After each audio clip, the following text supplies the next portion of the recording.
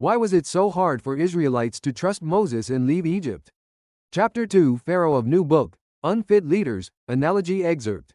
Imagine that you are a low-pay, high-labor blue-collar worker in this world. You get hired to work in a company, perhaps the largest company in the world, under the wealthiest man-woman. She has such a power, no one dares to say anything or go against him/her. Not only that, if workers do not perform well, they can be physically abused or even killed. And there's no one who can protect these workers from the violence. Your parents have worked for that company, and now you are from a young age. You see all the riches and the lifestyle of this CEO and the company daily, the tall, shiny buildings, the expensive gourmet food catered by top chefs, the shiny jewelry and watches, fancy cars and private jets, tailored suits and dresses, and the sheer number of people who work for him/her. And they not only work for him/her, but worship him/her, and the lifestyle. Then one day, her grandson, who was adopted like Moses by Pharaoh's daughter, kills one of the managers out of anger, then starts performing magic with a cane for the purpose of realistic comparison. I'll call it a cane for modern-day imagination, turning it into a snake, and tells the CEO he will take all the employees out of the company and take them to a new country to worship their God. But at first, he calls it the wilderness.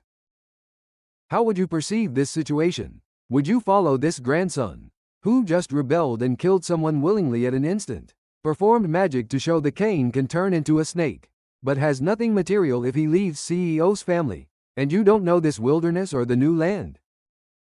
Or would you choose to stay at your current blue-collar position where it is not much, but your daily food and shelter in return for slavery is somewhat guaranteed?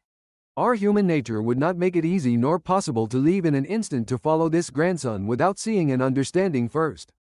Pharaoh was considered a god in Egypt. As much as those miracles and the 10 plagues were to show Egyptians and Pharaoh who God is and what power he has, I'd like to think that it was also for the Hebrew Israelites and for Moses to know God, and to acknowledge him and his power themselves before the journey into the wilderness. That day the Lord saved Israel from the hands of the Egyptians, and Israel saw the Egyptians lying dead on the shore.